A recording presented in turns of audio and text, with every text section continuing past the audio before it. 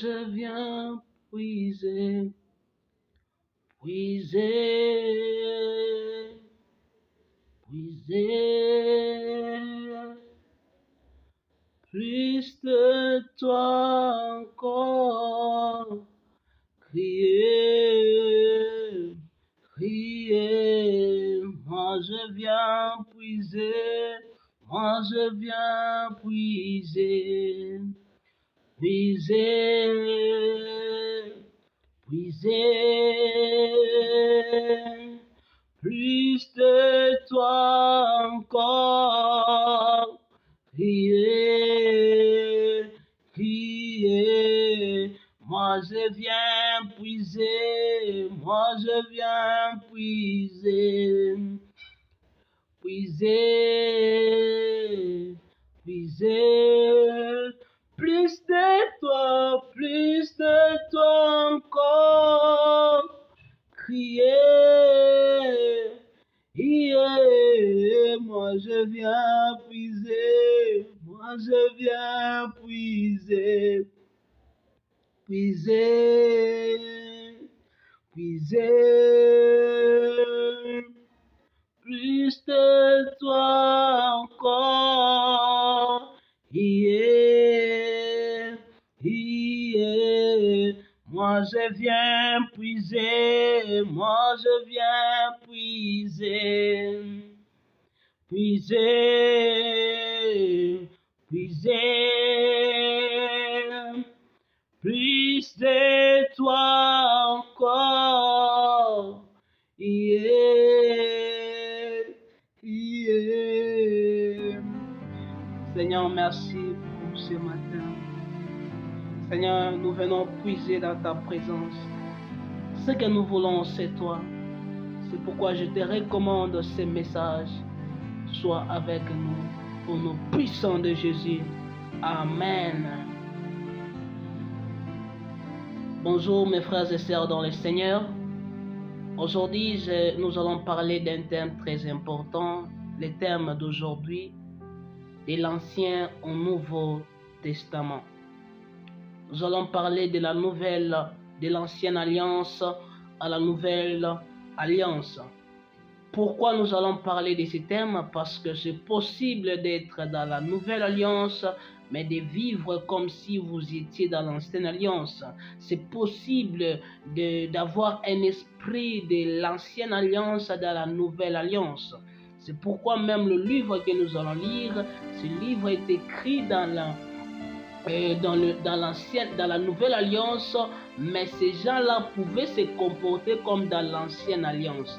Et aujourd'hui, nous voyons, il y a des personnes qui quittent le christianisme pour rentrer au judaïsme, alors que ce n'est pas le temps de judaïsme. Mes frères et sœurs, c'est pourquoi nous allons parler de l'Ancien au Nouveau Testament. Hébreux chapitre 8, verset 6 à 13, nous lisons au nom de Jésus. Mais l'Éternel, maintenant il a obtenu un ministère d'autant supérieur que le médiateur d'une alliance plus excellente qui a été établie sur de meilleures promesses. Il s'agit de Jésus-Christ de Nazareth. Non seulement Christ exerce un ministère plus excellent dans le ciel, mais il est aussi le médiateur entre Dieu et l'homme.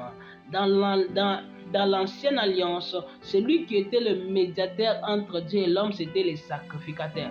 Et dans la nouvelle alliance, celui qui est représenté comme le sacrificateur, c'est Jésus-Christ de Nazareth, qui est le médiateur entre Dieu et l'homme. Si tu veux passer par Dieu, tu dois croire en Jésus, tu dois avoir foi en Jésus et tu vas passer par Jésus. C'est pourquoi il n'y a pas le salut en dehors de Jésus-Christ. Il n'y a pas la nouvelle alliance en dehors de Jésus-Christ. C'est Jésus qui est la star de la nouvelle alliance. C'est Jésus qui est le médiateur. Si tu veux voir Dieu, tu dois passer par Jésus. Si tu veux être puissant, tu dois passer par Jésus. Si tu veux être enlevé, tu dois passer par Jésus. Tout commence par passer par Jésus, car c'est Jésus qui est la star, qui est le médiateur de la nouvelle alliance. Il n'y a pas la nouvelle alliance s'il n'y a pas Jésus, car c'est Jésus qui est mort pour nos péchés, c'est Jésus qui a accepté tout pour nous, mes frères et sœurs. En effet, si la première alliance avait été sans défaut, il n'aura pas été question de la remplacer par une seconde. Car c'est avec l'expression d'emblème que le Seigneur dit à Israël, « Voici les jours viennent, dit le Seigneur, où je ferai avec la maison d'Israël et la maison de Juda une alliance nouvelle. » Regardez ce qu'il nous dit dans le verset 7 et 8. Si la première alliance avait été sans défaut, il n'aura pas été question de la remplacer par une seconde. Mes frères et sœurs, c'est-à-dire la première alliance avait des défauts, c'est pourquoi elle a été remplacée par la seconde.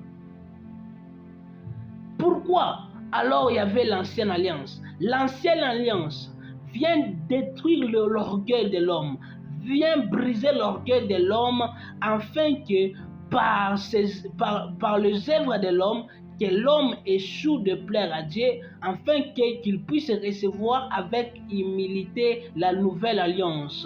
Cela, c'est la haute sagesse de Dieu. La haute sagesse de Dieu, c'est de briser l'orgueil de l'homme par l'ancienne alliance, afin qu'il reçoive avec l'humilité la nouvelle alliance. C'est pourquoi, lorsque il y avait l'ancienne alliance, Dieu connaissait que l'homme devait échouer. Pourquoi? Parce que l'homme, il avait une nature déchue et Dieu lui présentait la loi qui était sainte. Alors, il est évident qu'un homme qui a une nature déchue de ne pas obéir à la sainte loi. Mais Dieu avait déjà cette sagesse que l'homme va échouer, mais c'était pour que l'homme reçoive avec humilité la nouvelle alliance et que l'homme dise, ce n'est plus moi qui peux me sanctifier, mais c'est Christ qui est maintenant à moi. Non comme l'alliance que j'ai traitée avec le Père, les jours où je l'ai saisi par la mer pour le faire sortir du pays d'Égypte. Car ils n'ont pas persévéré dans mon alliance, et moi aussi je ne me suis pas soucié d'eux, dit le Seigneur. Mais voici l'alliance que je ferai avec la maison d'Israël. Après ce jour-là, dit le Seigneur, je mettrai mes lois dans leur esprit, je les écrirai dans leur cœur, et je serai leur Dieu, et ils seront mon peuple. Aucun n'enseignera plus son concitoyen, ni aucun son frère, en disant connais le Seigneur, car tous me connaîtront, depuis le plus petit jusqu'au plus grand d'entre eux. Nous pouvons comprendre ensemble le verset 10 et le verset 11. Les autres, à cause de ces versets, ils restent à la maison, ils disent non, on n'a pas besoin de docteurs, on n'a pas besoin de prédicateurs, car le Saint-Esprit va mettre les lois en nous. Quelle est la réalité qui est cachée dans ces versets? En devenant chrétien, si tu crois en Jésus-Christ de Nazareth, tu vas recevoir le Saint-Esprit en toi. Le Saint-Esprit va mettre les lois en toi. Il vient mettre les lois en toi. C'est pourquoi un chrétien, s'il est dans le péché, il y a quelque chose qui lui dit qu'il est dans le péché. Pourquoi? Parce que les lois de la vérité, les lois de la sanctification sont dans son cœur. C'est pourquoi le pasteur, le docteur, le prophète ne vient pas mettre quelque chose en nous, mais vient perfectionner ce qui est en nous. C'est-à-dire, dans la nouvelle alliance, les dons spirituels sont pour le perfectionnement de l'Église, ne sont pas là pour mettre quelque chose dans nos vies, dans nos cœurs, mais il vient juste pour perfectionner ce qui est déjà à nous, car le Saint-Esprit a déjà mis la sanctification dans notre esprit, a déjà mis la prospérité dans notre esprit, a déjà mis l'esprit des prophètes dans notre esprit. Maintenant, pour réactiver cela, on a besoin de ministère de dons spirituels pour perfectionner cela. C'est pourquoi les dons spirituels sont pour la perfection des saints dans l'Église. Oh, c'est vrai, mes frères et sœurs. Même dans les domaines de la prophétie, dans la nouvelle alliance, on ne prophétise pas comme dans l'ancienne alliance. Dans l'ancienne alliance, on prophétisait aux hommes qui n'avaient pas l'esprit. Mais dans la nouvelle alliance, on prophétise aux hommes qui ont l'esprit. C'est pourquoi quand on te prophétise dans la nouvelle alliance, tu es capable même de discerner la prophétie. Pourquoi? Parce que tu as l'esprit. C'est pourquoi Paul était capable de discerner la prophétie et de dire que cette prophétie, il a corrigé même les prophètes. Pourquoi? Parce qu'il avait l'esprit. Mais dans l'ancienne alliance, on prophétisait à des hommes qui n'avaient pas l'esprit, c'est pourquoi ils ne pouvaient même pas discerner ce qu'on les prophétisait. C'est pourquoi les prophètes doivent prophétiser comme dans la nouvelle alliance. Tu dois prophétiser à des hommes qui ont l'esprit. Et toi, si tu es chrétien, tu as l'esprit en toi, l'esprit te parle, mais le prophète vient juste pour te confirmer ce que l'esprit te parle. C'est pourquoi on peut te prophétiser, tu peux aussi prier pour que Dieu te parle, il va aussi te parler. C'est ça la nouvelle alliance. La nouvelle alliance, mes frères et sœurs, le Saint-Esprit nous enseigne. Quand quelqu'un prêche des mauvaises choses, quand quelqu'un prêche des hérésies, toi tu as le Saint-Esprit, même si tu n'as pas plus de connaissances sur ça, dans ton esprit, tu vas sentir cela. Pourquoi? Parce que ça est déjà, parce que le Saint-Esprit a déjà déposé. Maintenant, pour que cette connaissance puisse encore se renouveler, puisse se réactiver, tu as besoin maintenant des dons spirituels, tu as besoin de ministères, qu'on puisse t'impacter, qu'on puisse t'enseigner, qu'on puisse te prêcher. C'est pourquoi les dons spirituels sont pour le perfectionnement de l'Église. C'est pour perfectionner les saints dans les églises. Parce que je pardonnerai leurs iniquités et que je ne me souviendrai plus de leurs péchés. En disant une alliance nouvelle, il a déclaré la première ancienne.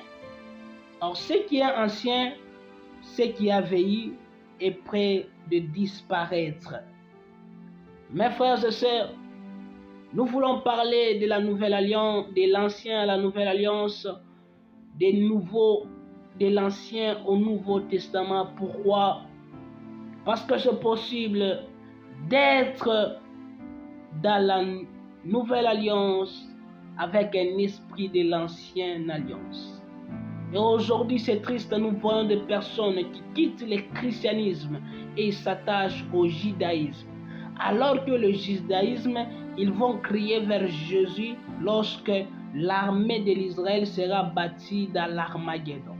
Mais nous quittons le christianisme pour nous attacher au judaïsme. C'est pourquoi ce message va t'aider à comprendre si tu es dans la nouvelle alliance ou soit tu es dans l'ancienne alliance. Parce que ce n'est pas aussi facile d'entrer dans la nouvelle alliance dans la chair. Pourquoi? Parce que tout en nous, il y a quelque chose qui nous dit « je peux ». Alors que l'ancienne alliance était un défaut et les peuples israélites ne pouvaient pas résister devant toute tentation. Pourquoi? Parce que l'ancienne alliance était comme une alliance extérieure, mais la nouvelle alliance c'est l'alliance intérieure qui touche l'intérieur et le Saint-Esprit vient habiter dans l'homme. Maintenant, la première chose, c'est ce que nous allons comprendre de notre verset pour notre message, dans l'introduction de notre message. Si nous lisons déjà Hébreux chapitre 8, verset 6 au verset 9, nous voyons la star de l'ancienne alliance, de la nouvelle alliance. Nous voyons le médiateur de la nouvelle alliance. C'est Christ. Non seulement Christ exerce un ministère plus excellent dans les ciels. Ça veut dire quoi? C'est-à-dire Christ, il n'est pas d'abord celui qui est monté et il s'assit à la droite de Dieu le Père, il intercède pour nous. Mais il est le médiateur de cette nouvelle alliance. Il est le souverain sacrificateur de cette nouvelle alliance. Si tu veux voir la gloire de Dieu, tu dois passer par Christ. Si tu veux être pardonné, tu dois passer par Christ. Si tu veux être rempli de l'Esprit, tu dois passer par Christ, car c'est Christ qui est la star de la nouvelle alliance. Il n'y a pas